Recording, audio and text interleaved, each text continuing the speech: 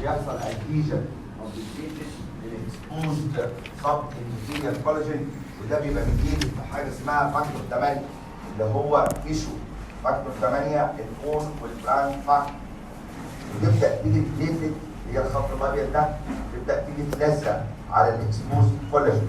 لحد دلوقتي ده حصل مجرد البليتلت جت لزقت. بعد شويه اندر ذا ايفكت اوف اي دي بي، اسمها حاجه اسمها اي دي بي ادينوزين دايفوسفيت، يبدا يحصل اجريجيشن اوف مور بليتلت. لكن حتى هذه اللحظه هل اتكونت ثرومبس؟ لا، دي اللي بيسموها الانيشيال ثرومبس، دي معموله فقط من البليتلت، وهذه البليتلت مش لازقه قوي، فبكل سهوله يحصل ايه؟ يحصل لها وش ولا كأن حصل حاجه. فلازم نخش بعد كده ان احنا نخليها قويه. ازاي؟ بيبدا يحصل ريليس اوف لوكسان A2. لاحظوا كل حاجه عماله تطلع منين؟ عماله تطلع منين؟ بليتلت. البليتلت بيسموها زمان الثرومبوسايت، اللي ما يعرفش هما زمان بيفكروا ان البليتلت دي اللي هي بتعمل ثرومبوس، بيسموها ثرومبوسايت. يعني دي انت عاوز توصل ليه؟ كل حاجه بتطلع من البليتلت فيطلع ثرومبوكسان A2. هذا الثرومبوكسان A2 يعمل بليتلت كونتراكشن. يعني ايه؟ بيخليها تمسك اكتر. هذه البليتلت كونتراكشن بتطلع اندر ذا فاكتور بليتلت فاكتور 3 بتحول الثرومبين انتو ثرومب. ايه بس معايا؟ اي جلط ثرومبس الان ما تستخدمش الالفاظ العربيه. اي ثرومبس مكونه من بليتلت وكلوتد بلاد قبل ما يحصل اكتيفيشن للبروثرومبين انتو ثرومبين هي مكونه فقط ليه؟ بليتلت. طيب بعد ما حصل البليتلت كونتراكشن اندر ذا افكت اوف بليتلت فاكتور 3 ساعتها البليتلت لازق قوي ولا مش قوي؟ قوي. دي نقطه مهمه، لان وانس ان اي ثرومبس فيها بليتلت كتير تبقى ماسكه قوي ولا مش ماسكه؟ صح، ماسكه.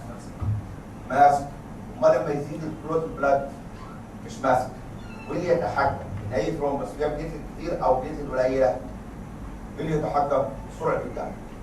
كل ما الدم هيبقى سريع هتحتاج ان يحصل بليتلت اكتيفيشن كتير، هتحتاج ان الثرومبس يبقى كلها بليتلت، معظمها بليتلت، هتبقى ماسكه قوي، صعب ان هي تتقطع من مكانها. كل ما سرعه الدم هتبقى بطيئه هيحصل اكتيفيشن لكميه اكبر من البروثرومبين للثرومبين اللي هيتكون بعد شويه الكلوتد بلاد، فالثرومبس هتبقى ضعيفه لان كلها هتبقى كلوتد بلاد. انت بتحزق قوي ليه كده؟ مش بحزق ولا حاجه، لان دي معلومه اوكي الكلام ده تدخله في الفسيولوجي، لكن المعلومه الباثولوجيه ان كل ما سرعه الدم تبقى كبيره انا محتاج ان اخليها ماسكه جامد، فبالتالي هيبقى فيها بليتلت كتير. كل ما سرعه الدم هتبقى بطيئه كل ما هيتكون كلوتد بلاد كتير، لان اللي بيتكون الكلوتد بلاد هو تحول البروثرومبين انتو ثرومبين. وانس اللي بدا يتكون هذا الثرومبين بيحول الفايبرينوجين انتو فايبرين. شيء رائع. الفايبرين هيحصل على السيرفيس اوف ذا انيشال بليتلت ثرومبس، يحصل على السيرفيس اوف ذيس انيشال بليتلت ثرومبس، فيبدا يجي ويبدا يديبوزيت مور بليتلت. بس هتبدا هذه الديبوزيت بالديبوزيت ات رايت انجل للانيشال ثرومبس، وساعتها بنسميها لاينز اوف زين. بنسميها لاينز اوف زين، اسمها كده مكتوب في العمل. ادي بليتلت حصل اكتيفيشن للبروثرومبين للثرومبين اللي هيحول فايبرينوجين انتو فايبر شبكه. هتبدا البليتلت تنزل عليها رايت انجل، بيسموها lines of Zane. in between these lines of Zane هل الدم ماشي ولا ثابت؟ ثابت. دي بقت مصدات، ادي بليتلت وادي بليتلت لاينز اوف زين in between. الدم ثابت، ولو الدم ثابت يحصل فيه كلوت.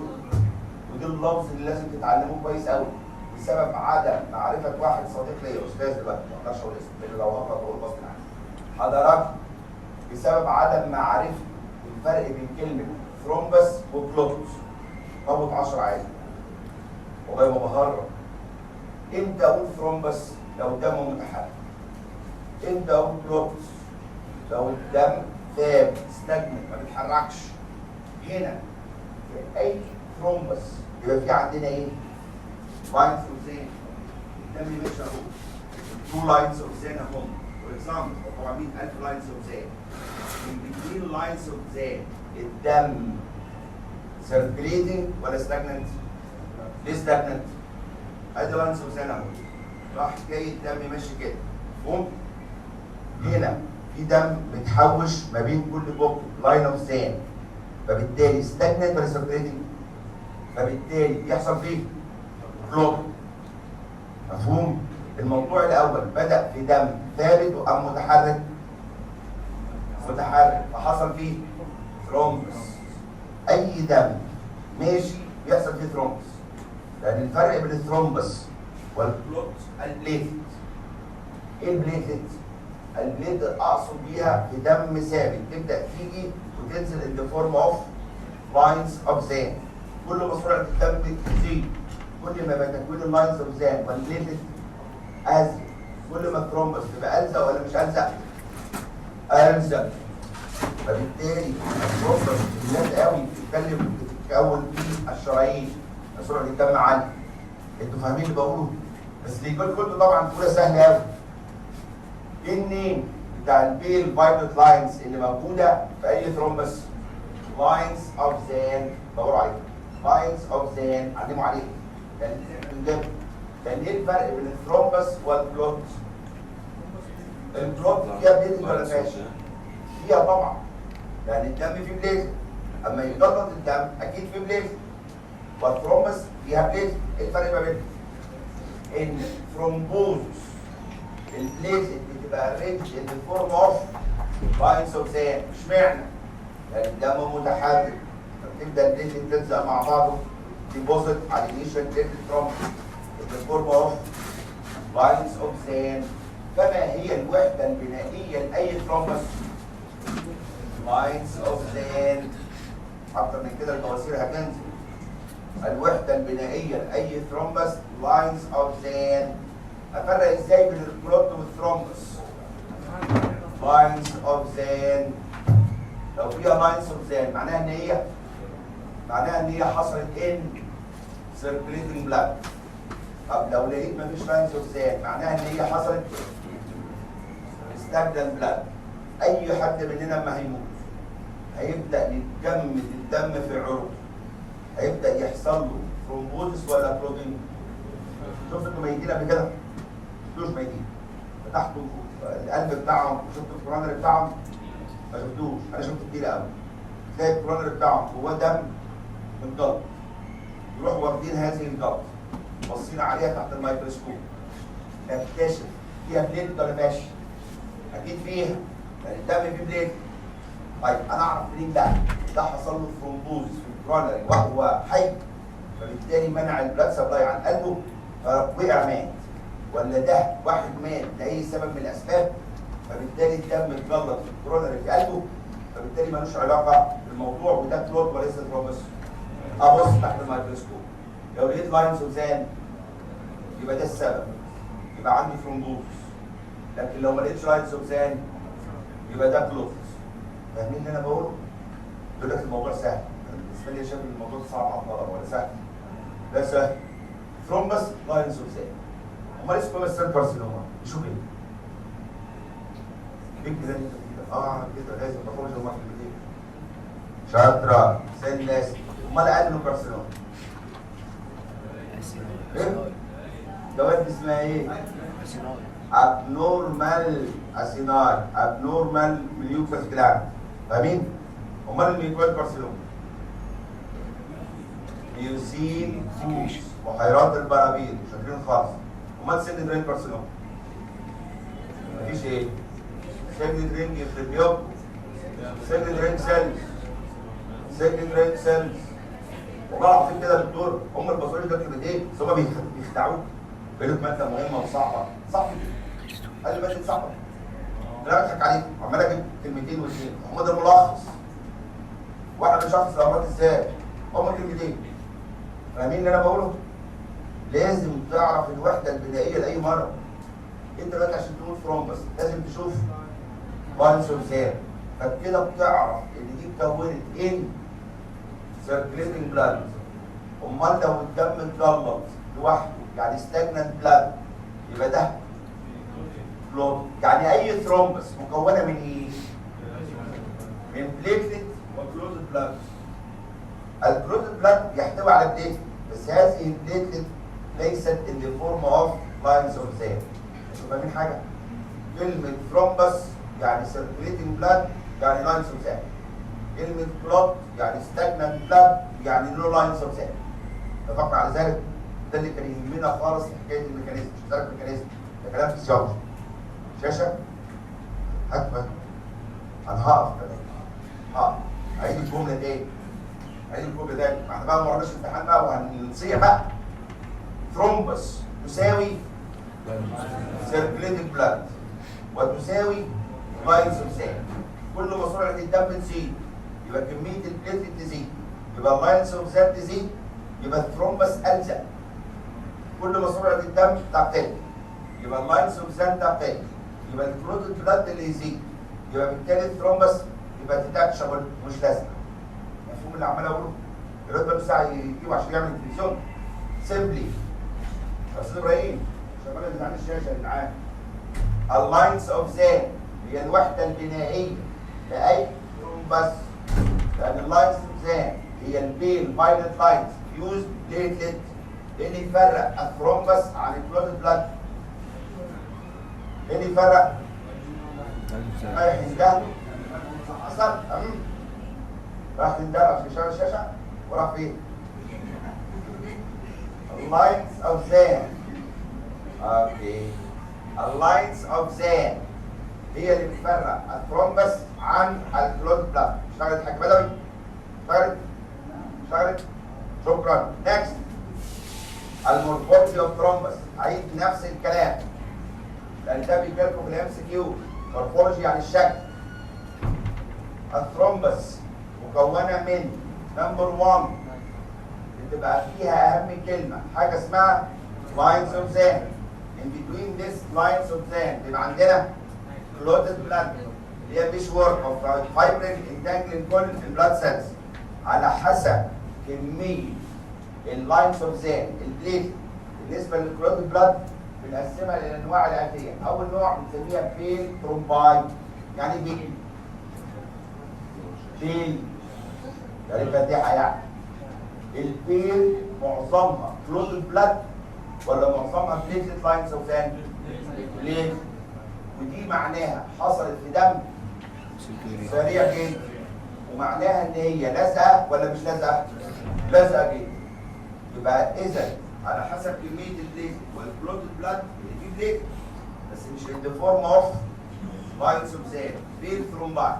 البيل ثرومباي كلها بليت مش كلوتد بلاد.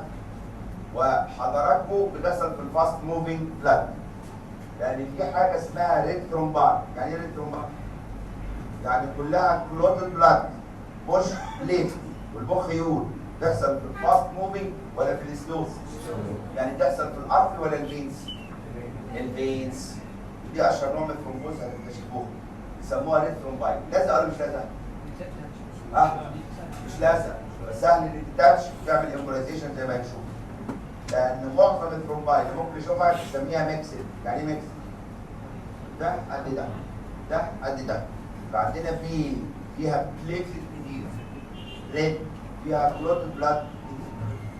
يعني بعد كده بنقسمها على حسب السايت والتايب. اول نوع بيسموها ميورال ثرومباي. يعني ايه كلمه ميورم؟ يعني جدار. الميورال ثرومباي بيسموها ميورال لانها جداريه، لانها بتتكون على الجدار. الجدار اوف بايتر بارت اوف سي بي سي. من اعرض حته في الكارديوفاسكولار سيستم؟ القلب والاورطه. فبنشوفها على جدار القلب وجدار الاورطه. وهي هنا اتكونت على حاجه الكبد بتاعتها كبير. جنرال تقفل ولا ما تقفلش اليوم؟ ما تقفلش طبعا. يعني النيورال لازقه على الجدار فما تقفلش اليوم. لازقه على الجدار ما تقفلش اليوم. تعتقدوا ان هذه الميورال ثرومباي مثلا معظمها بليتلت ولا بلود بلاد؟ بليتلت ولا بلود بلاد؟ بليتلت طبعا، لان في القلب والاورطه سرعه الدم عاليه. معظمها انا ما قلتش ما فيهاش بلود بلاد، معظمها في بليتلت تبقى لازقه قوي. اول نوع من حسب المكان اللي بتحصل على القلب والاورطه بيسموها ميورال ثرومباي. ميورال يعني جداريه، يعني ما بتقفلش اليوم. لان في عندنا بعد كده الفيجيتيشن. تعرف يعني الفيجيتيشن؟ الفيجيتيشن ليترالي يعني الكمأة، يعني الفطر، يعني المشروم. تعرف الكمأة؟ والله العظيم الكمأة او الفطر بتاع حاجه كده بتبقى طالعه من الارض، كده حاجه طالعه من الارض. احنا بقى بنسميها فيجيتيشن. يا ابني احنا بناكلها السنه دي، يلا كده بيتزا بيحط عليها مشروم، يلا مش مهم. انا عرفتها لما كبرت، زمان ما اعرفهاش. عيش الغراب، عيش الغراب. نرجع تاني هنعمل دكتوراه فيها الفيجيتيشن، حاجات بارزه من على سطح الارض كده سموها فيجيتيشن. الفيجيتيشن خلي بالكم الجمله هي ثرومباي والامبولاي. تعرفوا بعد كده ان اي حاجه من غير ماشي دايما في الدم، ماشي في الدم يسموها امبوس. الفيجيتيشن هي ثرومباي لانها بتبقى حاجات لازقه على مين؟ لازقه على الفالفز. تعرف يعني ايه فالفز؟ الصمامات. يعني في مشكله في الفالف تعور الابيثيليوم، يجي الدم يتجلط عليه، دي بنسميها فيجيتيشن. في معظم الاحيان يا اما يبقى فيه بكتيريا، دي بتحصل حاجه اسمها 7 بكتيريا الانفكتيف اندوكاردايتس، دي مرض خطير، او من غير بكتيريا، ودي بتحصل في الروماتيك فيبر، الحمى الروماتيزميه. الحمى الروماتيزميه مين اللي بيزينها؟ اعرف الناس دي هيبقى فيها بكتيريا ولا فيهاش؟ فيها. يبقى اذا الفيجيتيشن ثرومباي ولا امبولاي؟ ثرومباي. ليه ثرومباي؟ ليه ثرومباي؟ لازقه. الامبولاي ماشيه. الفيجيتيشن ثرومباي ولا امبولاي؟ يجوا في الامتحان يقول لك الفيجيتيشن هي عباره عن امبولاي اتاتش تو بار، لازقه على البار، صح ولا غلط؟ دي مش امبولاي، اسمها دي الاذكياء فقط. تعتقد ان هي تبقى بين ولا ريد؟ ليه بين؟ تصل على البار، البار ده في القلب وسرعه الدم فيه عاليه. لحد دلوقتي من حيث السايت خدت كام نوع من الثرومباي؟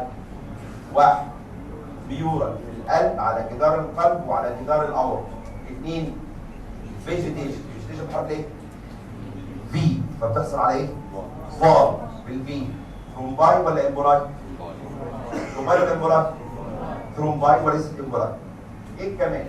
في عندنا الارتيريال ثرومباي، عندنا حاجه اسمها هل الارتيريال ثرومباي الثرومبوز في الارض حاجه كومن ولا حاجه رير؟ حاجه رير. الثرومبوزس في الارض رير. ليه؟ هناخدها في الفين ان شاء الله. لان اشهر مكان بيحصل فيه ثرومباي هي الفين، عكس الامبوليزم، عكس الامبولاي. الارتيريال ثرومباي دايما بنشوفها فين؟ دايما بنشوفها اون توب اوف اثيروسكليروز. اثيروسكليروز يعني اثيروسكليروز بالفيليوم، بيعمل بالفيليوم بيعور اون توب اوف باست فاسكولار سيرجن. ربنا فاسكولار سيرجن يعني واحد اتقطع عنده شريان فنوديه للناس بتوع الفاسكولار يلفوه يخيطوه. لان واحنا بنخيطه ممكن نعمل ايه في الابيثيليال سيلز؟ نعورها. واحد ممكن نخيط من غير ما نعورها؟ طبعا. كده امال الفاسكولار ايه؟ لا طبعا ياخدوا البورصه بره. عارف يعني ايه بره؟ بيبوظ ايه هو؟ عارف البورصه مصر بياخدها من الميديا والادفنتيشن. المهم بتحصل دايما في حالات الاثيروسكليروز، ده اشهر سبب لانها ممكن تحصل بسبب الفاسكولار اند. ودي ارتيريال. تعرف يعني ايه ارتيريال؟ يعني سرعه الدم عاليه. تبقى لازقه قوي ولا مش لازقه؟ لازقه جدا. حضراتكم الامبولايز ولا مش الامبولايز؟ تعرف الامبولايز؟ خلع وتمشي. الامبولايز ولا مش الامبولايز؟ ليه مش الامبولايز؟ يعني لازم. طب ليه لازم؟ سرعه الدم عاليه. حضرتك بيكلود ولا مش بيكلود؟ يعني بتحصل في عرض تقفل اليون ولا ما تقفلش؟ تقفل اكسبت الاورطه. ليه ما تقفلش الاورطه؟ ده الاكتر عليه هيتقفل ازاي؟ الكلام في الهجايز ما يهمنيش. الارتيريال ثرومباي اشهر حاجه اثيروسكليروز. حضراتكم في معظم الاحيان تيمبولايز ولا مش تيمبولايز؟ مش تيمبولايز. ليه مش تيمبولايز؟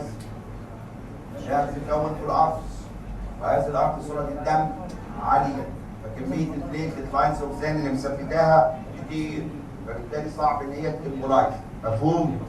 لكن في جنرال الارتيريال ثرومباي كومن ولا رير؟ رير.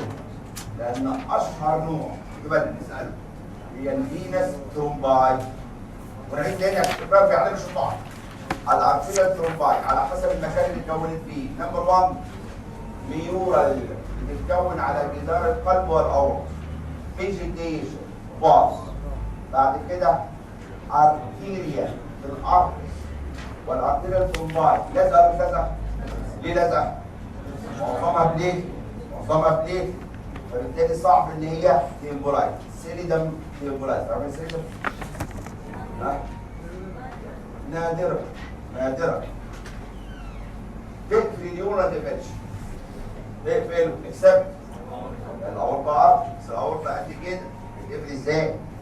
الفينا ثرومباي هي الاهم. لان الفينا ثرومباي فيري كومن. ليه بقى الفينا ثرومباي فيري كومن؟ نمبر 1 لان الفينز الوول بتاعها بالمقارنه بالارض رفيع. رفيع. سوبرفيشال ولا دي؟ سوبرفيشال. فبالتالي الثاني يتعور ولا ما يتعورش؟ فيري سيمبل ان هو ينجور. وطالما ان هو انجور هيحصل فيه ثرومبوز. اي واحد منهم انا ممكن اجيب له دلوقتي فينا ثرومباي. اجي حضراتكم منطقه السمانه بتاعته وديب اروح مديله شلوت. اروح معور له الانسولين عليه هيحصل له ثرومبوز. لكن هل الارض ينفع يحصل فيه كده؟ نمبر 2 سرعه الدم في الفين بالمقارنه بالارض مين اسرع؟ مين كومن يجي فيه؟ الفين. مش حاجه؟ عرفتوا بقى ليه الارتيريال ثرومبوز رير؟ ليه الارتيريال ثرومبوز رير؟ اعكس يعني الوول فاكر وهي دي صعب للتعوض. سرعه الدم عاليه. مفهوم؟ مين اشهر نوع من الثرومبوزس؟ الفينس ثرومباي. اشرح اشهر حاجه الفينس ثرومباي. لان الارتيريال ثرومباي از فيري رير. ده في الامبوليزم هنعكسها. في الامبوليزم دايما بتحصل في عرض ما بتحصلش فين. ماشي الحال؟ لان الفينس ثرومبوز نوعين. لا ثرومبو فيليبايتس لا فيليبو ثرومبوز. اوكي. قبل ما نقول ليه؟ الفينس ثرومباي اما تحصل ثرومبوز في البين جنرال تبقى لازقه ولا مش لازقه؟ لازقه ولا مش لازقه؟ ليه مش لازقه؟ لان هي ميلي معموله من كلود بلاد. وليه معموله من كلود بلاد؟ سرعه الدم بطيئه. تبقى كلودنج ولا نوت كلودنج؟ كلودنج بالفين رفيع. تيمبولايز بسهوله ولا بصعوبه؟ بسهوله جدا. ليه بسهوله جدا؟ لان كلها كلود بلاد زي الصوره اللي قدامك. ادي قافله اليومن وبسهوله جدا بوم تروح ماشي. فتتحول انتو امبوليزم. لان الفينس ثرومبوزس نوعين. لا ثرومبو فيليبايتس لا فيليبو ثرومبوز. ايه؟ ثرومبو فيليبايتس لا فيليبو ثرومبوز. وطول عمري اقول اللي يسمى ريكروجرافيد الوصف. اديني اي اسم باثولوجي وانا الفه. اول نوع اسمه ايه؟ ثرومبو فيليبايتس. يعني ايه ثرومبو؟ ثرومبوز. يعني ايه فليب؟ فين؟ يعني ايه ايتس؟ انفلاميشن. يعني معناها ثرومبوزس اون توب اوف انفلاميشن. يعني اللي ادى الى الثرومبوزس الانفلاميشن اوف ذا فين. ليه بقى؟ بسهوله جدا. لو حصل انفلاميشن لفين لاي سبب من الاسباب هيحصل ايه للانفلام بتاع الفين؟ الله يفتح عليك يا دكتور. وما يتعور هيجي مين يلزق؟ الدم. مفهوم اللي انا بقوله؟ يبقى هنا مين انيشيت الثرومبوزس؟ الانفلاميشن. راحوا مسمين النوع ده ثرومبو فيليبايتس. طبعا بنرجع نقسمه لنوعين. هل اللي عور الاندوثيليال سيلز بكتيريا هنسميه سيبتيك ثرومبو فيليبايتس. تمام؟ لان لو اي حد عنده سيلولايتس عنده ابس مش البكتيريا ممكن توصل للدم، هتروح تعمل ايه في الفين؟ تعور الاندوثيليال، فهتتكون جلطه في هذا الفين، هذه الجلطه بتحتوي على بكتيريا بنسميها سيبتيك ثرومبو فيليبايتس. لان ممكن يعور الفين ما يبقاش بكتيريا. اشهر اكزامبل على ذلك اي ست بعد استئصال الثدي والاكسيلا بنعرض المنطقه ديت للراديشن. ليه بنعرضها للراديشن؟ عشان نتاكد ان مفيش اي مالجنت سيلز بتاعها. وفي الاكسيلا في فين رهيب جدا ماشي، حد يعرفه؟ الاكسيلا هي عاوزه مخ يعني. الاكسيلاري فين؟ فساعتها هيحصل ايه للاندوثيليوم بتاع هذا الاكسيلاري فين؟ هيحصل ثرومبوز. بعديها بشويه تجيلك الست دراعها قد كده لان حصل لها ثرومبوفليبايتس. كده اللي عمل لها هذه الثرومبوز في الفين ماشي، ولكن البكتيريا يبقى سيبتك ولا اسيبتك؟ يسموها اسيبتك او يسموها سترايك، يعني سترايك سيبتك. ايه كمان؟ لان ممكن الفينا ثرومباي تبقى فيليبو ثرومبوز. تبقى ايه؟ يعني ايه فيليبو؟ فين؟ يعني ايه ثرومبوز؟ ثرومبوز يعني ثرومبوز not initiated by inflammation. initiated بحاجه ثانيه باسباب اخرى غير الانفلاميشن. من اشهر الاكزامبل على ذلك اللي بيحصل في الشيت والكارد. فاي عيان كاردياك، عارفين ايه كاردياك؟ يعني عنده رايت سايدد هارت فيلير. العيان ما يكون عندهم رايت سايدد هارت فيلير دول بيبقوا عاملين ازاي؟ بيجروا بيعملوا رياضه ولا نايمين على السراير؟ فعندهم ستيزس، والستيزس دي مش واحد من الاكسبوزيف فاكتور. نمبر 2 العيانين دول لما يكون نايم على السرير بيحصل ايه للكاف ماسل بتاعته؟ كومبريست. كومبريست في حاجه اسمها الماتريس. عارفين ايه ماتريس؟ ماتريس يعني مرتبه، احنا في مصر بنسميها مرتبه، لكن في بعض الدول بيسموها ماتريس. مش حاجه اسمها ماتريس؟ تعرفوا المرتبه بقى؟ لان الخده حاجه والمرتبه حاجه. المخده بنحط عليها راسنا، المرتبه بتنام عليها. الاسود بيسموها ايه؟ فرشه. اعتقد ان احنا لما سموها مرتبه جايه من كلمه ماتريس.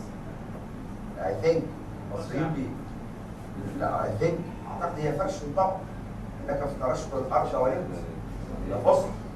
اعتقد المصريين هم اللي بيتكلموا انجليزي، يعني مرتبه دي جايه من ماتريس. ها؟ كمان الناس اللي هم كارد دلوقتي عاملوهم كارد فوز فاكتور عشان يحصل لهم ثرومبوزس. واحد ستيزس لان هم ما بيتحركوش. نمبر 2 في كومبريشن للكاف في البيت ماتريس. ايه كمان؟ بنشوف في الفيمورال والبلفيك بين الستات بعد الولاده. الستات بعد الولاده بنفس الميكانيزم، يعني الست برضه ما بتتحركش. طبعا ما سمعتش الكلام كده. المفروض اي ست بعد الولاده وفي قيصريه تعمل ايه؟ شعرها بتوقفها. لو ما عملتش كده هيجي لها في البلفيك والفيمورال فين بسبب زياده البليت والستيزس وشويه مايلد انفلاميشن من هذا الكونديشن. ولكن مين؟ هل في انفلاميشن فين ولا مفيش؟ نو انفلاميشن اوف ذا فين. اتفقنا على ذلك؟ فالنوع ده يبقى ثرومبو فليبايتس ولا فيليبو ثرومبوز؟ طب انت تفرق بينهم ازاي في الالفاظ؟ ايتس، كلمه ايتس يعني انفلاميشن، يبقى اللي عمل الثرومبوز هو انفلاميشن. اما من غير ايتس مفيش انفلاميشن. اتفقنا على ذلك؟ ادي اللي قدامكم دي عباره عن ست، والست اللي قدامكم دي بعد الولاده حضراتكم نامت في السرير وما رضيتش تقوم تمشي. ففي لحظه واحده شوف اللعبه بقت عامله ازاي؟ بقت ريد وهوب وسهول وبتوجع. اي جحش هيشخصها ايه؟ انفلاميشن، واحنا نسقطه في الامتحان. تعال الالفاظ اللي انا قلتها دي كلها في ناس يتخيلوا دي انفلاميشن، مش انفلاميشن. اللي قدامنا دي في تي. عارف ايه دي في تي؟ دي فينس ثرومبوزس. واحنا في الطب لازم نبقى فاهمين ايه الانفلاميشن اللي هياخد رجلها كلها دي؟ ايه ده؟ اسمه ايه؟ ما ينفعش. الانفلاميشن اللي هي مثلا بيوريتيف ولايف وفيوز، وبالتالي تديس الدي بي تي. لان الدي بي تي ساعات بتبقى اسيمتوماتيك، تعرفين اسيمتوماتيك؟ ما بتديش اعراض. لان ممكن حضراتكم يبقى ايه اول عرض لها؟ 50% منها اسيمتوماتيك. ممكن يبقى اول عرض لها يعمل ايه؟ تقطع الترومبس دي اللي ماليه الفين، بوم وتروح مخيشه في الرئه بتاعتها، وبوم تروح ميت. عشان كده هناخد الكومبليكيشن ما تقلقوش. عشان كده حضرتك الناس الستات بعد الولاده بالذات، الرجاله بعد العمليات الجراحيه لازم يتحرك. لو مش راضي يتحرك الجسم حضراتكم ما ينفعش يتحرك، ياخد انتي بايوتيك. واحسن حاجه طبعا الهيبرين او كان الهيبرين ما يتعبش. يعني واحد بعد عمليه يقول له هيبرين ينفع؟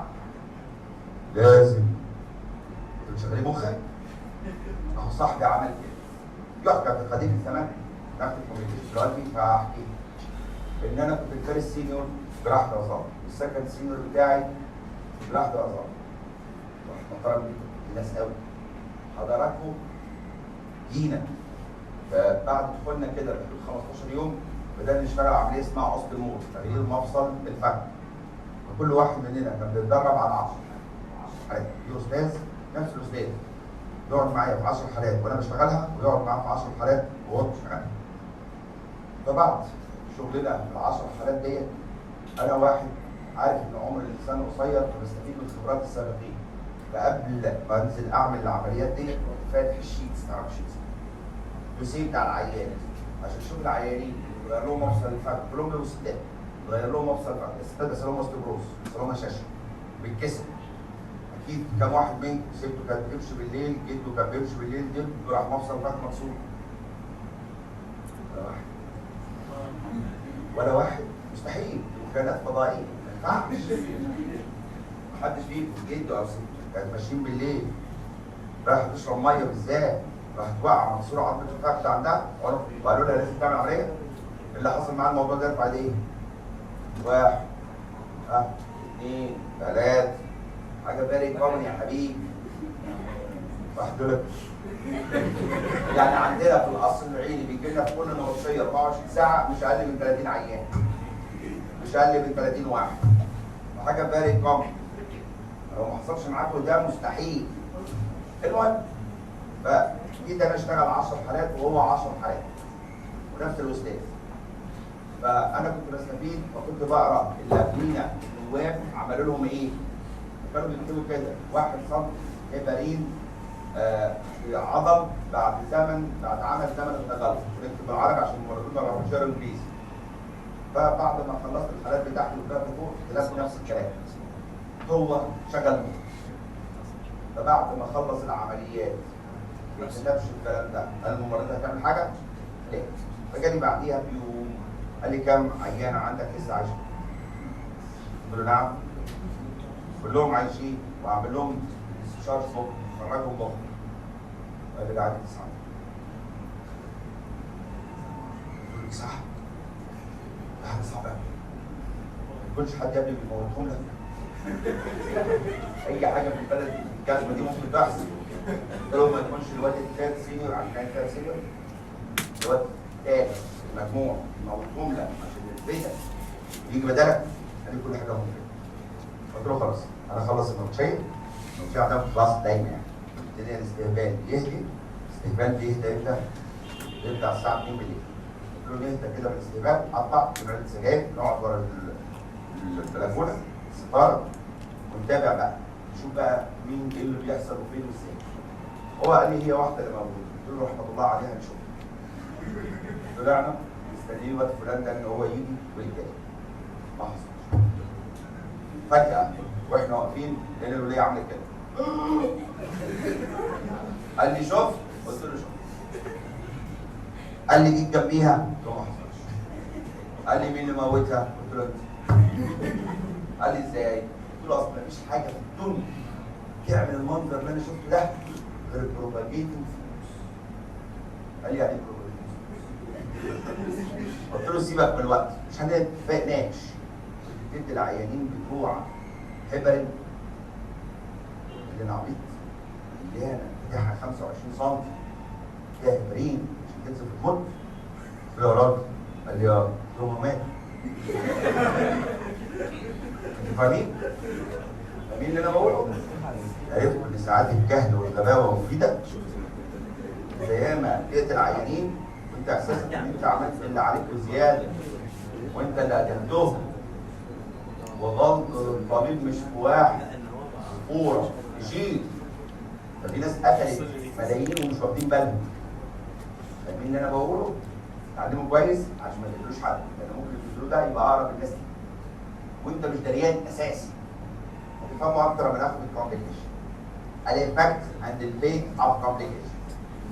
الافكت اند فيت. الافكت اند فيت اساميهم كده بدون شرح ينزلك ب7 درجات. 7 درجات اساميهم. على فكره احنا ما بنجيبش اسئله اخر السنه. اسئله لونج اكونت، تعرفوا المعلومه ديت؟ نظام الامتحان بتاعكم المفروض ما يبقاش فيه اكونت خالص. حكايه المفروض امتحانكم ام سي كيو ترو فولس ماتش، ما فيهوش اكونت.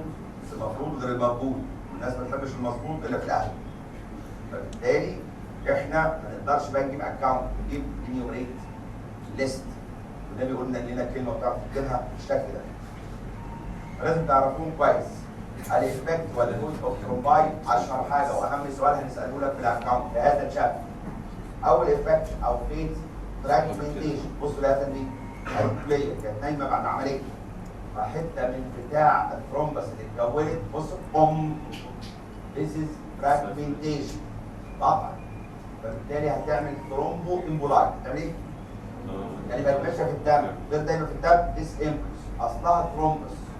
ادركوا على حسب، لو هي فيها بكتيريا هتخيش في اورجان وتعمل بايميا. لو كان هي سيبتك ثرومبس يعني سيبتك يعني فيها بكتيريا ودي حاجه بتموت في 24 ساعه. اول احتمال يحصل فراجمنتيشن فتؤدي الى ثرومبولايت. لو هي سيبتك فيها بكتيريا، البكتيريا تجيب نيوترين تطلع بروتيوليتيك انزايم تعمل ايه في الفيبريشن؟ تكسرها تخليها تتقطع وساعتها يحصل بايين. يعني ايه بايين؟ اللي يقول بص في البلاد ده هنسقطه. البص عندما يخش الدم ما يبقاش اسمه بص، يبقى اسمه سيبتك امبولايت. مفيش حاجه اسمها بص ان بلاد. بص ان بلاد تساوي سيبتك امبولايت بلاد، يعني هي البايين دي حاجه بتموت في 24 ساعه. يبقى اول كومبليكيشن فراجمنتيشن تتقطع. تاني كومبليكيشن يحصل اوكلوجن. وعلى حسب بقى هتوكلود مين؟ لو اوكلود ارض زي اللي فوق ده يبقى ساعتها الراجل ده قفلت عنده الديب فيبرز البروفاندا فيبرز.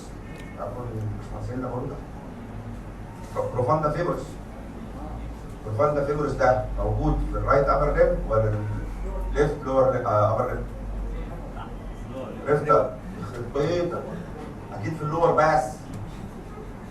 بروفاندا فيبرز شريان في رجله راحت مخيشه فيه ثرومبس، حصل ثرومبس فيه انا اسف اوكلوجن. لو هي اوكلود عرض ساعتها يحصل ايه؟ سكيم، هيحصل اكيوت سكيم. طيب لو هي اوكلود فين هيحصل ايه؟ كونجيشن ودي ادي اللي فوق دوت وفي ثرومبوس في عرض فرجله اليمين ماتت شويتين واتعبت. ادركوا اللي تحت دي ست تعرضت في راديشن بعد استئصال الفات. شايفين دراعها بقى عامل ازاي؟ فحصل فيها اوكلوجن بسبب اوكلوجن اوف ذا فين. فدراعها ده حصل فيه كونجيشن ويديم اكيوت كونجيشن. ايه كمان؟ يبقى اول فيت افكت اوكلوجن، تاني فيت اول فيت فراجمنتيشن، تاني فيت اوكلوجن، تالت فيت اورجانيزيشن. يعني ايه اورجانيزيشن؟ فاكرين مرت علينا كلمه اورجانيزيشن دي؟ في الهيلينج باي فايبروس تحت بقى رحنا معرفين الاورجانيزيشن. الاورجانيزيشن ما بتحصلش غير في حتتين، يا اما فايبرس انفلاميشن يا اما ثرومباي. ادي اللي قدام حضرتك ده فين؟ وادي كان فيه ثرومبس. ثرومبس كان اوكلوجن خالص. بس اي ثرومبس مش فيها فايبرين تحت شويتين تيجي الفايبروبلاست عليه فتحط جرانيوليشن تيشو اللي يتحول انتو فايبرس سكار تيشو. والفايبرس سكار تيشو مع الوقت بيحصل فيه كونتراكشن، فبالتالي الثرومبس بتكبر ولا بتصغر؟ بتصغر. يعني اليومن بيفتح ولا بيقفل؟ بيفتح، ويجي الاندوثيليا بيروح مغطيه. فيسموا دي اورجانيزيشن. الاورجانيزيشن حاجه حلوه ولا حاجه وحشه؟ حلوه. الاورجانيزيشن يثبتها الوول بتاع الفين فهيمنع ديت امبولايز تتحرك. بلس هيعمل ايه في اليومن؟ هيفتح اليومن مره ثانيه. فبنسميها اورجانيزيشن. يبقى دلوقتي حضرتك اول فيد وافكت سرعه، 1 فراجمنتيشن، 2 اوكلوجن، 3 اورجانيزيشن، 4 ان يحصل حضرتك اورجانيزيشن انكاليزيشن. يعني ايه اورجانيزيشن انكاليزيشن؟ مش احنا قلنا في الاورجانيزيشن يتكون جرانيوليشن تيشو، واي جرانيوليشن تيشو عباره عن كابيلاري لوب وفايبروبلاست. واي نوت ان اثناء الاورجانيزيشن الكابيلاري لوب اشتغلت كانستموتيك شانل. عارفين ايه انستموتيك شانل؟ باي باس شانل. عارفين ايه باي باس شانل؟ شفاط بحيث ان خد الدم شاليمون، خدت الدم من قبل لبعد الثرومبس استخدمناها كشاليمون. يعني دلوقتي كان في كابيلاري لوب صح؟ اترتبت بحيث ان هي ترانسفيرس الثرومبس زي الصوره اللي قدامكم. ادي اللي قدامكم ده عباره عن فين صح كده؟ ادي الثرومبس كانت قافله خالص اليوم. حد شايف ان في جواها دايليت فيسل؟ دي كابيلاري لوب بقت تاخد الدم من قبل لبعد الثرومبس. يسموه ده اورجانيزيشن اند كارنيزيشن. and this is extremely rare. ده ما بيحصلش. بس لما بيحصل في حالات قليله جدا ده خلاهم طلعوا فكره الاستنت. ده عالم. لو واحد عنده ثرومبس مقفوله واورجنايز مش عارف تتحرك يعملوا ايه؟ يجيبوا شاليمون. انت عملت بلان ستنت تعرفها ان شاء الله. لا لا هركب لك بعد شويه. ده عملت القلب الستنت ده عباره عن شفاط يروحوا مدخلينها الحته المسدوده بحيث ان تاخد الدم قبل توديه بعد الحته المسدوده. وده اللي خلاهم يشغلوا مخهم. نعيد تاني. ايه حضراتكم الفيتوال افكت لحد دلوقتي؟ 1 فراجمنتيشن، 2 اوكلوجن، 3 4 اورجانيزيشن انكاليزيشن. يعني بسبب تكوين الكابيلاري لوب اتفتح الثرومبس مره ثانيه من غير ما يحصل لها كونتراكشن. طب الاوكلوجن لو قفل ارض يعمل اسكيم، لو قفل في يعمل كونجيشن. مفهوم اللي قلته؟ كان عنده ثرومبس قبل اليوم. الجرانيوليشن تيشو، الجرانيوليشن تيشو عباره عن ايه؟ سبورت كابيلاري لوب وفايبروبلاست. فالكابيلاري رتبت نفسيها بحيث ان تستعمل كشاليموهات. ده اللي حصل. ده كومن ولا رير؟ يعني ينفع يجي لك واحد عنده فينا ثرومبس اوكلوجن تقول له يا عم سيبها ان شاء الله اورجنايز وهتكنلايز؟ مش بس احنا بنقوله لك لان ممكن يحصل. ايه كمان؟ الكومبليكيشن دي اللي موجود فيها صاحبي موت العيان. ركزوا عشان اقول لكم بعدين. اسمها البروجريتيف ثرومبس. الوليه الستات اللي مات رحمه الله عليه حضراتكم كان في حد بيديهم انتي بايوتيك؟ يعني معناها كده ان هم عندهم الفوز الفاكتور ولا ما عندهمش؟ عندهم، لان هم ستات تخينه ونايمه على السرير وما بيتحركوش في كومبريشن للبيت ماتريس. فاهمين؟ بعد عمليه في بليت زياده كل يوم الفوز الفاكتور. فبالتالي دلوقتي دي الوليه رجلها مفروضه هنا قدام ماشي ولا متحرك؟ متحرك دلوقتي هيجي الجزء التحتاني يحصل ثرومبس. تصريح؟ طيب لحد ما نيجي من اول هنا كده ده متحرك بس صح؟ هيحصل ثرومبس هنا. من اول هنا لحد النكست ده ثابت ولا متحرك؟ ثابت. هيحصل لوتو اللي انت بتقوله ده فرق ايه بين كلمه ثرومبس وكلوت؟ اللي بيحصل في الدم المتحرك واللي بيحصل في الدم الثابت. ففي الحته اوبزيت البيوتري ده في دم ايه؟ متحرك. اوبزيت البيوتري فيها البيوتري الاول رافض، لان الاورده تاخذ روافد اما الشرايين تعطي فروع. ادي هنا دلوقتي سيبك من ادي دلوقتي ليه؟ الوريد دايما في السرير صح كده؟ التريبيوتري واخد دم اهو وماشي بيه. اوبزيت التريبيوتري الدم ستاجنت ولا سيركليتنج؟ اوبزيت التريبيوتري الدم ايه؟ سيركليتنج. يحصل ثرومبس من اول التريبيوتري اللي حصل فيه ثرومبس يبقى الدم وقف لحد النيكست تريبيوتري الدم ستاجنت ولا سيركليتنج؟ ستاجنت. يحصل كلوت. اللي بعديه التريبيوتري جايب دم وهي خدت اكل بعد خد اي حاجه والدم متحرك فيحصل ثرومبوز لحد التريبيوتري اللي فوقيه الدم ستاجنت كلوت وبروباجيتس ريبيتد بروسس اوف ثرومبوز لان ما حدش اداها انتي كارد. كلوتنج لازم يحصل عشان الثرومبس حصل وتريبيت لحد ما توصل فين؟ القلب. وانس اللي وصلت للقلب روح ميت. فهمتوها؟ دي ملهاش اي اكسبلانيشن غير كده. الستيل بتموت مره واحده صادم ولا يمكن انقاذها اسمها بروباجيتنج ثرومبس. يبقى ازاي بقى كنت تمنع ان يحصل ديس ريبيتد سايكل اوف ثرومبوزس اند كلوت؟ انتي كارد. فهمتوا بقى ان لا ينفع البكاء عن اللبن المسكوب؟ الثرومبس مش تهريج. وانس ان حصل الثرومبس معظم الاحيان هنخش في ديس بروباجيشن وممكن تموت. ايه البيست تريتمنت اوف ثرومبوزس؟ انتي كارد اللي هو بروفيلاكس. مفهوم؟ ونعيد تاني لحد دلوقتي مفيش كام كومبليكيشن اوف ثرومبوزس. و فراجمنتيشن 2 اوكلوجن 3 اورجانيزيشن 4 اورجانيزيشن اورجانيزيشن 5 بروباجيشن. في حاجه بعد كده اسمها انفكشن مش مكتوبه عندكم. الانفكشن مش مكتوبه مش مكتوبه في الكتاب اصلا. ان يحصل الثرومبس يحصل لها سكندري انفكشن وتتحول لابسس وده مش مكتوب عندكم مالهاش ايه 30 لازمه. اتفقنا؟ والرساله عليها كتبنا الساينس ثرومبوزس ما تعرفهاش.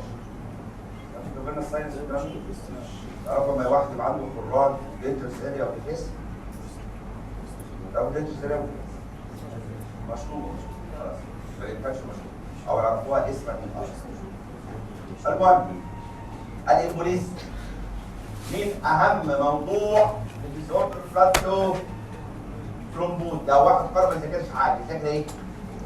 ولو عاوز يذاكر حاجه في الثرومبوز يذاكر ايه؟ الفيدور افكتس. الافكتس والكومبليكيشن لازم اهم واحد عشان درسها لكم عشان كده. مفهوم؟ لان في حاجه اسمها الامبوليزم. كلمه امبوليس ليترالي حرفيا يعني في اللينه. في اللينه تعرفوا في اللينه؟ بيعملوا بايه؟ بيسدوا بيه ازازه الشمبانيا خمر اسمها كده امبوليس ليترالي يعني في اللينه اللي هي بتسد ازازه الشمبانيا. ولكن ساينتفك الامبوليس هي اي انسولبل ماس سيركليتنج ان بلاد ستريم. اي حاجه غير دايما في الدم ماشيه في الدم اسميها امبوليس. الامبوليزم بقى هو البروسيس اوف امباكشن اوف ذيس امبوليس ان نيرفس. تيجي تخيش وتقفل لنا حاجه زي ما الفلينه بتقفل فوهه ازازه الشمبانيا. حلو فوهه دي صح. الامبوليزم والامبوليس. الامبوليس هي اي ماده غير دايما في الدم ماشيه في الدم. لما تيجي تخيش في نيرف فيسل وتقفله ذيس امبوليزم. ده التفاعل بتاعه. فهمتوا؟ يعني ايه التايبس اوف امبولاي؟ بنقسم الامبولاي على حسب ايه هي الى الانواع الاتيه، ايه نوع الماده غير الدايبه في الدم ماشي في الدم، بتروح حفظهم سهل قوي. لان اول اثنين بحرف التي، في حاجه اسمها ثرومبو امبوليزم، ثرومبو امبولاي. يعني ايه الماده غير الدايبه في الدم اللي ماشي في الدم؟ ثرومبس. ثرومبس اتقطعت وبدات تمشي، بنسموها ثرومبو امبولاي، ده اشهر نوع. لان احنا خدنا بحرف التي قبل كده تيومر امبولاي، فين تيومر امبولاي؟ مرة على فين؟ مرة على فين؟ الهيماتوجينس بلاد سبريد هيماتوجينس بلاد سبريد، مش احنا ساعتها قلنا امبولاي درايفد فروم كذا تبعت في كذا؟ مفهوم؟ ليس دي تيومر امبولاي، يعني نوع الماده غير دايما في الدم كانت تيومر سيلز، هنسميها تيومر امبولاي. لان ممكن يبقى اللي ماشي هواء جاي يسموه اير امبولاي، لان ممكن يبقى امنيوتيك فلويد السائل اللي حوالين الجنين نتكلم عنه كلمه، لان ممكن بحرف البي بارازيتيك امبولاي، هناخدها لما ناخد البلارزيزس، البيض بتاع البلاريس بيمشي از بارازيتيك امبولاي، لان ممكن اخر حاجه فات امبولاي. طب انت ليه بتقولهم في الاول كده؟ بقولهم عشان سيمبلي بينزل السؤال كده يقول لك الهيموريد تايبس اوف امبولاي، فبالتالي سهل ولا صعب حفظهم؟ الاثنين بحرف، الاثنين بحرف، الاثنين بحرف زي بي، في بي وفات، حاجه اسمها ولا ايه؟ ما هو بي زي الاف، اعملها شرط تبقى بي يعني مش فاهم. ما هو المشكله الفات، عاملها بي ازاي؟ اف بي، انا من امي هم الاثنين ربنا انها تديهم لك كده. ايه كمان؟ هنبدا طبعا بالاهم، الاهم والاساس الثرومبو امبوليزم، لان انت عارفين والكلام قلناه قبل كده بنقسم الثرومبو امبولاي على حسب هتخيش فين الى الاتي. لو خيشت في سيستمك ارتي نسميها سيستمك امبوليزم، خيشت في بالمونري ارتي يعني في اللنج نسميها بالمونري امبوليزم، خيشت في بورتال فين يعني في الليفر نسميها بورتال امبوليزم. مفهوم؟ هنبدا بالاهم، ادي سيستمك، ادي بالمونري، ادي بورتال. الثرومبو امبوليزم، الثرومبو امبوليزم سببها ديسلوجيد او فراجمنتد ثرومبايت، عارفين ديسلوجيد؟ خلعك كلها. يعني ايه فراجمنتد؟ ما فتتش، فتت وتمشي. لان حضرتك الافكت بيعتمد مين؟ على السايز اللي هي مشيت دي، حجمها قد ايه؟ والنيتشر سيبتك او اسيبتك. لو جينا حسبناها على حسب النيتشر، لو هي اسيبتك، لو هي ايه؟ اسيبتك، فبالتالي على حسب الكولاترال نوع التيشو، لو التيشو له جود كولاترال، عارف ايه الكولاترال؟ له انستموزس، بيتغذى بشرايين اخرى، يعمل ايه؟ نوفل، ما يعملش حاجه. طب لو كان له بور كولاترال، يعني ده الشريان الوحيد اللي كان بيغذيه واتسد، انفاكشن، لو كان انفاكشن يعني بايجريتيف نيكروز. طيب لو هي سيبتك كان فيها بكتيريا، لو فيها بكتيريا هتعمل بايميك ابسيس اللي هي اسمها بايم بقاعده هنا من بره. فبالتالي الثرومبو امبوليزم بتعتمد هل هي اسيبتك ولا سيبتك. لو هي اسيبتك يعني ما فيهاش بكتيريا على ستيت كولاترال، جود كولاترال نو افكت، بتغذى بشرايين اخرى مش هيحصل حاجه. باد كولاترال بايميا او سوري، باد كولاترال يحصل انفاكشن فيها بكتيريا، بايميا وبايميك ابسيس. لان ازاي الفورس اوف امبولاي بتظهر تاني مره؟ خدناها قبل كده في تيومر. لو عندي امبولاي فرام سيستميك فين، تعرف ايه سيستميك فين؟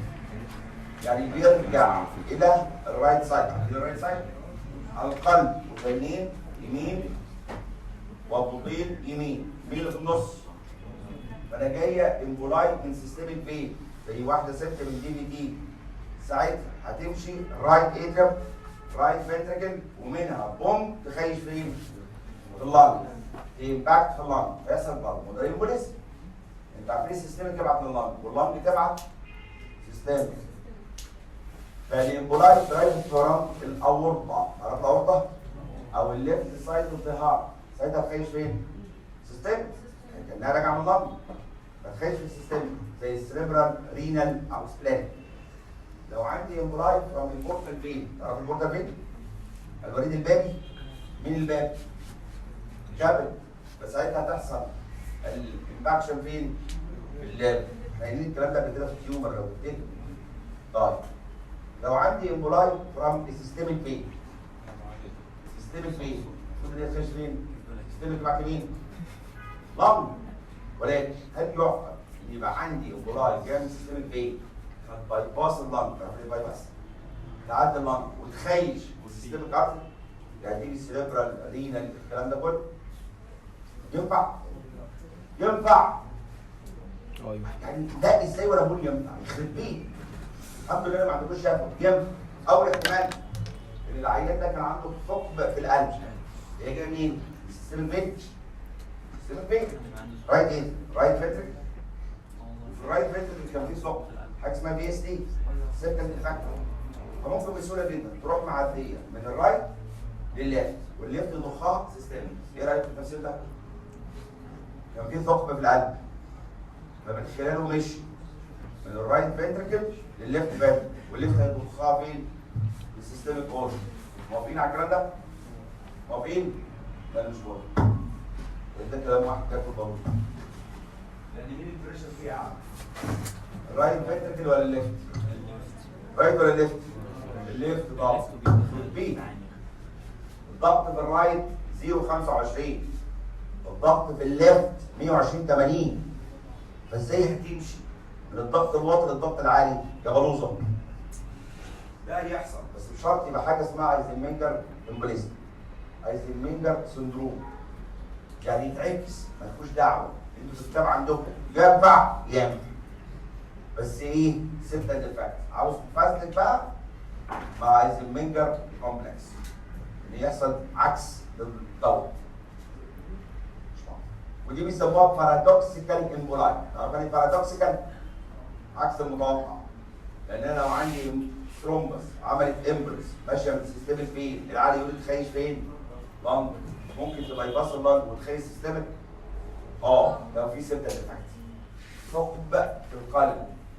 ثقب ميني دي اس دي انتريكلا سيبتا ديفاكت. انا بفلسف بس مش فاهمين لو في ايزنمنجر كومبلكس لان الضغط في الرايت اقل من الليفت. ازاي هتمشي؟ عكس الاتجاه. ساعتها بيحصل كونديشن هتاخدها ان شاء الله حضرتك في سنه ثانيه اللي بيحصل ريفرسال اوف ذا شنت. ريفرسال اوف ذا شنت اللي يعني الضغط في الرايت يعلى عن الضغط في الليفت وده ديزيز. ايه كمان؟ شغال يا بابا التكييف اهو والله يكرمك. شغال يا حبيبي التكييف. نموت. ايه كمان؟ يعني ايه ايزنمنجر؟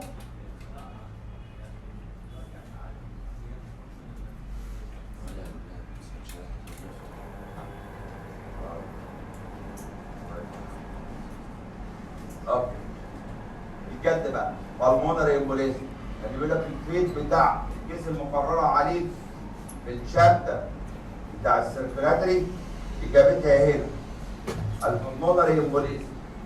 البالمونري امبولاي في معظم الاحيان جايه منين؟ جايه من ثرومباي ان دي بليك فينز.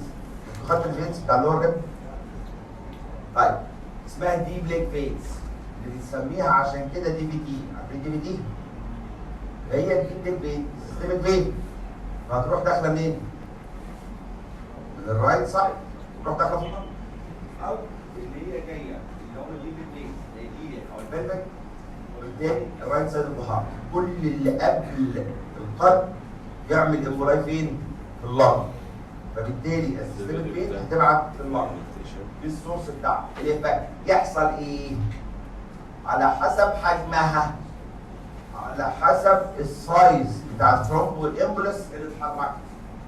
فلو كانت هذه الثرومب امبولس شوف الكورس ماشيه ازاي؟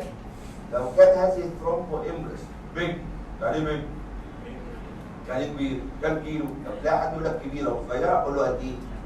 لو كانت بيج او ماسيف امبولس بيج او ماسيف امبولس هيحصل ايه؟ هيموت العيان. يموت ليه؟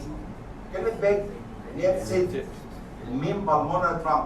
تعرفوا ان الرايت فينتركل بيطلع منه شريان اسمه بالمونري ترانك اللي اسمه بالمونري ارتري اللي بيتقسم ليفت ورايت او رايت ليفت بالمونري ارتري.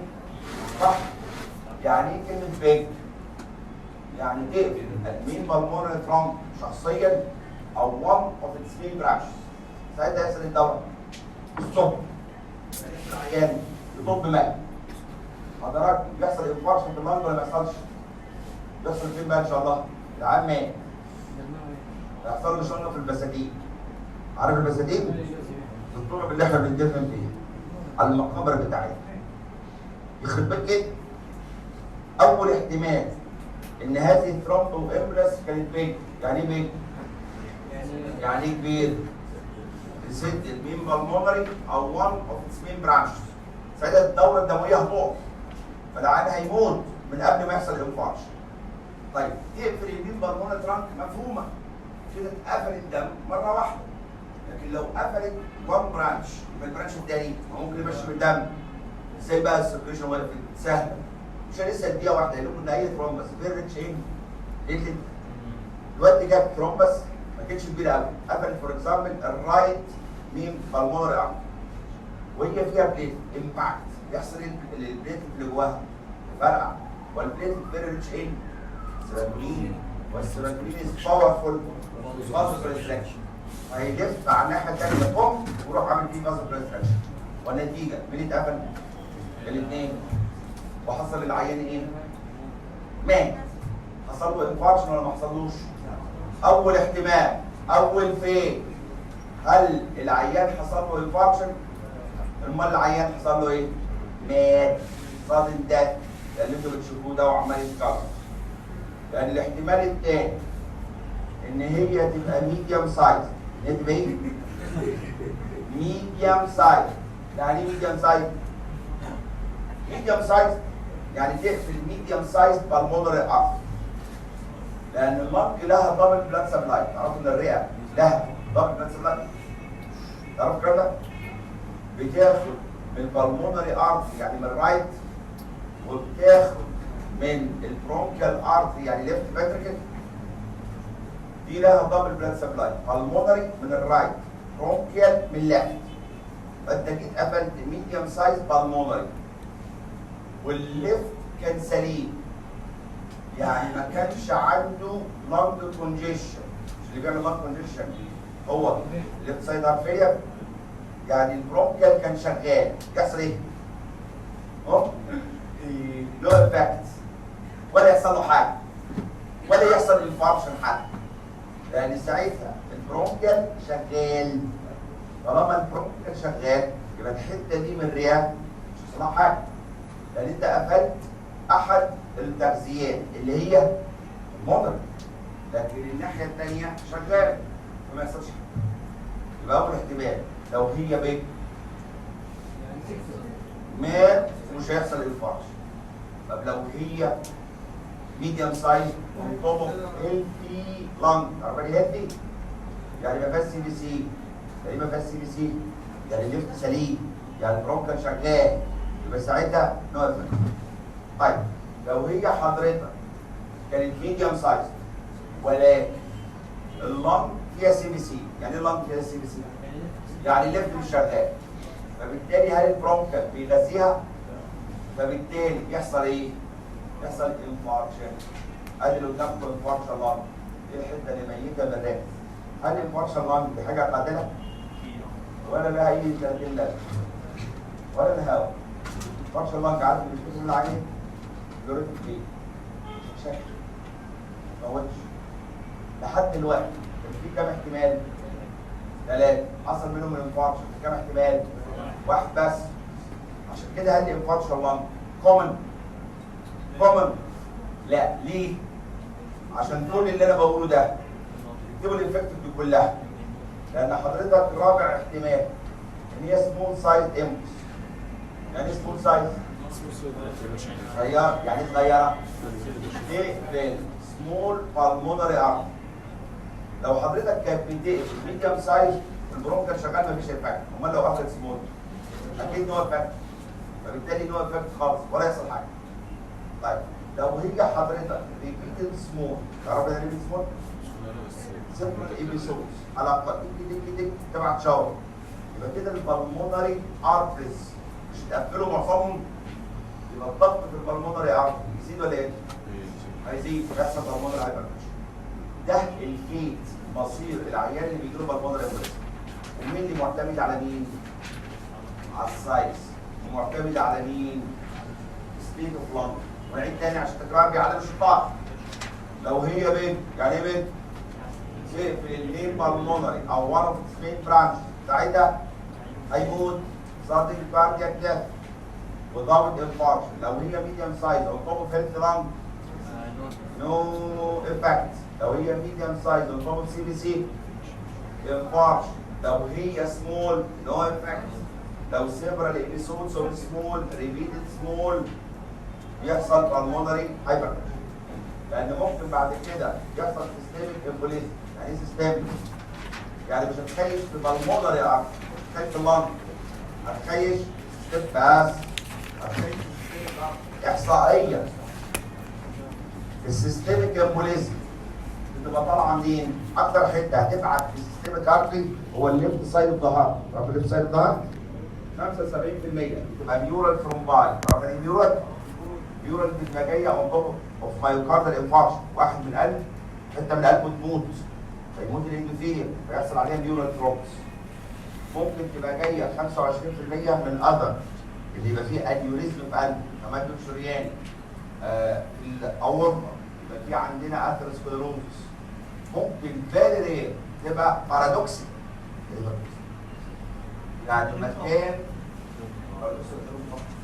بارادوكس اسمه عكس المتوقع، لان هي تبقى جايه من فين؟ هو المفروض ان الثرومباي اللي جايه من فين اما تتعش تخيش فين؟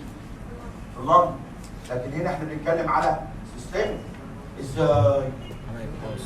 في خرم دي اس دي، يعني معظم السيستميك امبولاي جايه منين؟ جايه من القلب او من الاورط، مفهوم؟ في معظم الاحيان جايه منين؟ من القلب، مفهوم اللي انا بقوله؟ فيري فيري رير تبقى جايه من فين؟ ازاي جايه من فين وعدت الرئه؟ ثرو دي اس دي. لان حضراتكم دي الاماكن والكونديشن بتخيش فين؟ ايه اكتر حته بتخيش فيها؟ احصائيا 75% من الثرومبو امبولاي اللي جايه من القلب بتروح تخيش ايه؟ لور اكستريمز، اللور ليفل. الراجل اللي كان عامل له اوكلوجن كان مات رجله ديت احصائيا لانها بتبعت اكتر حته اللور اكستريمز، يليها سي ان اس. اما الكدني والسليم الحاجات دي كلها فيري ديسكوم. اكتر حته لور اكستريمز، اكتر حته تبعت الهارت، اكتر حته يتخيش فيها اللور اكستريمز، يليه سي ان اس. بس مش لازم كل الحاجات تحفظها. الافكت نفس الكلام، لو حصلت في حته لها كود كولاترال نو افكت، بات كولاترال مثلا هنا في وش في حاجه اسمها امنيوتيك فلويد امبوليزم، ده كاتيجوري بي. الامنيوتيك فلويد امبوليزم عارفين ان اي بيبي جوه بطن امه محاط بسائل، هذا السائل بيسموه الامنيوتيك فلويد. هذا الامنيوتيك فلويد سائل نظيف ولا سائل معفن؟ معفن برضه، لان هذا السائل دلوقتي بيعمل في البي ولا الشعر والعرق سيبم مليان. شفت عليه لسه بقوله؟ ده عليه طينه كده، عليه عجين، دي عجين غلط اللي هو بيبقى موجود ده وريحته معفنه، فلازم يغسلوه الاول وبعدين يدوا لهم، لو شفتوا المنظر ده هتلف عليه. فسيمبلي يبقى كده. ولا ده بيحصل الامنيوتيك فلويد بيحصل امتى؟ بص بسرعه كده عشان تفهم. اولا في واحده ست كل 50,000 ست مكتوب عليها ان هي تموت فاول ولاده لها من غير ما تقدر تنفذ. فدي واحده في 50,000، ده حاجه كومن ولا رير؟ ده فيري كومن. يعني الستات كلها بتولد. فبالتالي ايه اللي بيحصل؟ نورمالي الولاده الطبيعيه اللي بيبدا يحصل upper uterine segment contraction واللور segment dilate. الواد يطلع. يعني الواد في كيس ينشأ. ساعات بيحصل irregular uterine contraction. طب هي ريجولار؟ يعني الابر سيجمنت كونتراكت واللور سيجمنت كونتراكت. يبقى كده البريشر هيزيد. يحصل ايه؟ للامنيوتيك ساك؟ ترابشر. واما ترابشر تروح جهله هي نفسها تموت دلوقتي. حضرتك يروح هذا الفلويد اللي فيه ثرومبوجينيك فاكتور في شعر الواد ويروح داخل تحت البلاسنتا. عارف البلاسنتا؟ المشيمه دي مش بتاخد دم من الواد؟ فيها بينز. يروح داخل هذا السائل جوه في دم الست. ساعتها ايه اللي بيحصل للست؟ بتموت اون سبوت. ليه بتموت؟ نمبر 1 مش هو في بيبي دبرس؟ هي دبري؟ تخش مكان السبريشن على طول تروح قافله البلمونري ارتري. ايه في البلمونري ارتري؟ لو في فازو كونستراكشن، يعني هذه الدبري بتريتش ايه؟ سيراتونين. فيروح الست حاسه بكده، تحس ان صدرها اتنبض مش قادره تاخد نفسها، ريسبيراتوري ديفيكت، بعديها مات. يجوا يفتحوا دمها بيلاقوا عندها دي اي سي. تعرفوا دي اي سي؟ ديسيميليت انترافاسكولار كواجولابس، لان هذه المواد بتعمل سيفير كواجوليشن فبيحصل دي اي سي. الميكانيزم نمبر 1 ازاي عمل لها ريسبيراتوري ستريس؟ بيحتوي على بازو اكتيف ماتيريال. هذه البازو اكتيف يعني بتعمل بازو كونستراكشن، وبيحتوي على ثرومبوجينيك فاكتور ده اللي بيعمل دي اي سي. هل يمكن انقاذ هذه الست؟ يمكن؟ لا طبعا. هل يمكن؟ يمكن. بشرط ان الدبليو اتش او قالت لك 1 في 50 في الاول نسبه كبيره، ولازم نعمل لهم انقاذ حياه. ان هم يجيبوا جهاز اسمه توكو داينامتر. التوكو داينامتر ده بيسجل الاشاره الكهربائيه على الرحم. المفروض اي ست تولد لاول مره بالذات تحط الجهاز على بطنها، بحيث ان هي الست بتولد في قد ايه؟ فكريا تولد في قد ايه؟ اب تو 24 ساعه. الست في الخلف بتولد مش حمام اب تو 24 ساعه. عشان كده في الناس يقول لك دونت ليت ذا sun rise twice on a delivering female. لا تدع الشمس تشرق مرتين على الست التولد، لازم تولدها قبلها. فبالتالي جاب جهاز كده في الطاق، والجهاز ده متوصل بمونيتور بحيث ان المفروض ان هو يشوف ريجولار كونتراكشن. ريجولار يعني ابر كونتراكت وتحت الدايليت. دي اسمها الطلق. ده اسمه الطلق. بس لما بتيجي تولد بتطلق، تعرف تطلق في مقصه جامده قوي في بطنها وتسمع ده كاركتر معين كده. بس المفروض تطلق والجهاز يسجل اول ما يلاقي فيه الريجولار كونتراكشن. يعني ايه الريجولار؟ يعني واحده كونتراكت واللي تحت الكونتراكت يعمل صوت. يعمل صوت. فساعتها يجي الدكتور النسا يعمل ايه؟ يعمل ايه؟ تعرف مين يعمل؟ يعمل ايه؟ عمليه قيصريه ده هتموت والدكتور ممكن يكون مات كمان. كده مين يا؟ ما ينفعش. الصور اللي فيها يجيب اسطره حديد. تعرف الاسطره الحديد؟ ماسوره حديد. ويروح جاي بوم خارب لها الامنيوتيك ساك. لو خرب الامنيوتيك ساك في الضغط يحاول يفرقع الامنيوتيك ساك ويدخله جوه عند البلاسينتا، ساعتها الامنيوتيك فلويد هيطلع فيه لبره. وساعتها هل في اي امنيوتيك فلويد هيخش دمها؟ وساعتها حياه الست لكن عقبال ما يعمل لها سيفير ريسبشن ده هيكون الورثه مات. مش هتلحق تكون مات. امين. والجو هيجي عندنا في القصر هرجع عليها بس. طبعا مش بعرف بتوع النسا ما رضوش يستخدموه. دي معناها لازم يعمل ايه؟ هنا 50 70 حاله ولاد لازم يقعد جنبها. قال لك دي ما الضغط الشخصي قال لك واحد كل 50000 قليل. لكن معروف الامنيوتيك فلويد بريست دي حاجه قاتله وحلها الوحيد طبعا unexpected. تعرف ليه هي unexpected؟ مفيش تحليل يعرفني ان هي ممكن تخش فيه. مفيش. فبالتالي ده حلها الوحيد. دلوقتي في حاجات كده ممكن تتعمل زي عرفت عليها انا مين؟ ايه كمان؟ من الكاتيجوري بي ده طبعا واحده ست لو بعد الوفاه الله يرحمها بس لو جينا بصينا عليها ده اللنج بتاعتها. حد شايف ده بالمونري بس اللي جواه شعر. اللي جواه شعر. جاي منين الشعر؟ من الامنيوتيك فلويد. فدي فيها دبري شعر.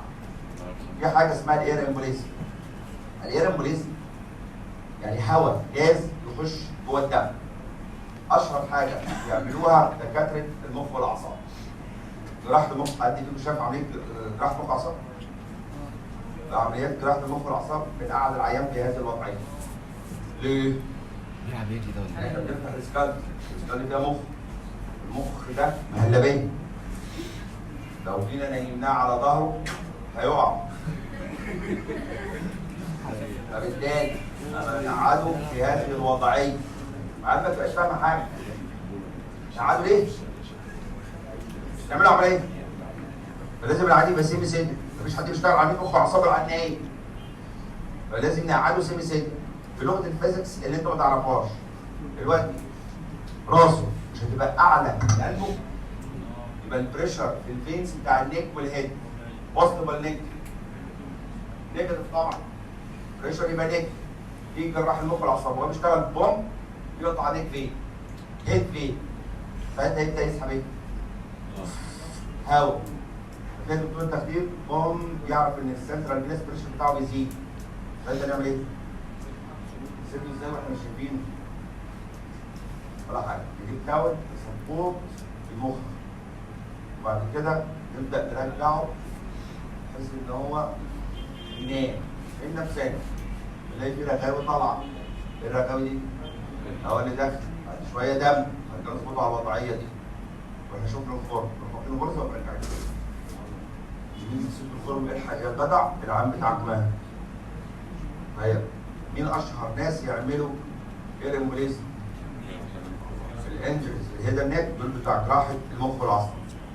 ممكن كمان يعمل ايرموليزم لو حصل تشيست بين رابشر، بريشر في الشيست نيجاتيف. ادي واحد اهو واخد له رمح ومحدود له اي حاجه، ده ممكن يجي له ايرموليزم. الهواء يخش جوه الدم. كان في حاجه زمان اسمها الكايسون ديزيز، سمعت عنها في السيرجي؟ الكومبريشن دي كومبريشن ساكنس، سمعتوا عنه؟ ايوه اللي هو بيسموه مرض الغواصين، سمعت عنه؟ يحكى في قديم الزمان ان انجلترا كانت بتعمل الكوبرينج اللي على نهر التايمز، وكانت بتستخدم نوع من الغواصات اسمها الكايسونات بالعربي. المهندس اللي عملها كان اسمه كايسون. سمعتوا الكايسونات؟ دي غواصه. الغواصه دي كانوا بيبنوا بيها قواعد زفت جسر اللي على التايمز. فكانوا الناس الصبح يفطروا ويخشوا غواصه فيهم حاجه ونزلوهم تحت في الاعماق يشتغلوا، هم كانوا شغالين زي الفل. في اخر الليل يسحبوهم يروحوا مطلعين خلوهم ميتين. فلا سبحان الله لعنه قيسون، يسموها قيسون ديزيز، لعنه القيسون. هل القيسونه فيها ارواح شريره؟ فيها حاجه؟ امال ايه اللي بيحصل؟ حضرتك لو نزلت دي بريشر يزيد ولا يقل؟ طب طالما البريشر بيزيد يبقى الجاز لو هو انسولبل يبقى سولبل. اللي انا بقوله اي في قاعده في الفيزيكس بتقول اي جاز لو انسولبل في سائل زودت البريشر يبقى سولبل. والهواء اللي الناس بتتنفسه والغواصين بيتنفسوه ده هواء مش اكسجين، ده عباره عن اكسجين ونيتروجين. دلوقتي هم تحت والبريشر عالي، فالنيتروجين نورمالي انسولبل في الميه دم، ساعتها هيبقى سولبل. راحوا سحبينهم بسرعه، ساعتها اللي كان سولبل هيبقى يبدا يحصل بابلز بوم بوم بوم بوم، الدم بتاعهم كله البابل، وبعدين يسد الفيسل وبالذات يروح في السي ان اس فيفقد الوعي ويروح في البومبار يعمل انفاركت يجي لهم سيفير بين 5 دقايق يفقد الوعي ويروح معاك. الا طبعا لو انت كبسته تاني وعملت ريليز ما خدتش كومبريشن. دي كومبريشن ممكن مش لازم، كان بيحصل في الطيارين، الطيار طيارين الجت ويطلع مره واحده كده وتكون الطياره مش اكليماتايز تحافظ على البريشر يروح فقد الوعي ويروح معاك. فاهمينها؟ دي اسمها الكومبريشن. دي كومبريشن ساعتها في جاز هيتكون في الدم. ابسط من كده فكره الحاجه الصعبه ادي دي قدامكم حاجه ساعه اهي. دي عباره عن ميه صعبه من ايه؟ ادي دي ميه بسكر في جواها كربون دايوكسيد والغطا مقفول، في بريشر ولا فيش؟ الكربون دايوكسيد سولبل ولا انسولبل؟ سولبل. رحت ريليس البريشر، مش شايف الاول اي حاجه؟ ريليس البريشر ايه اللي بيحصل؟ هيبدا يبابل ويروح ضارب في وشها زي ما انت شايف. فدلوقتي في جاز، ايه الاحتمالات لوجود غاز جوه الدم؟ 1 انتري اليك بين، ودي غلطه دايما دكتور يوروسيرج. 2 انتري لفين في الشيست عشان بلورا نيجاتيف. نمبر 3 يا اما كومبريشن دي كومبريشن ساكنس بيسموه كايسون ديزيز، واضحه؟ بيسموه مرض القيسونات. كايسون ده غواص بس ما حدش يفتكر حاجه. ايه كمان؟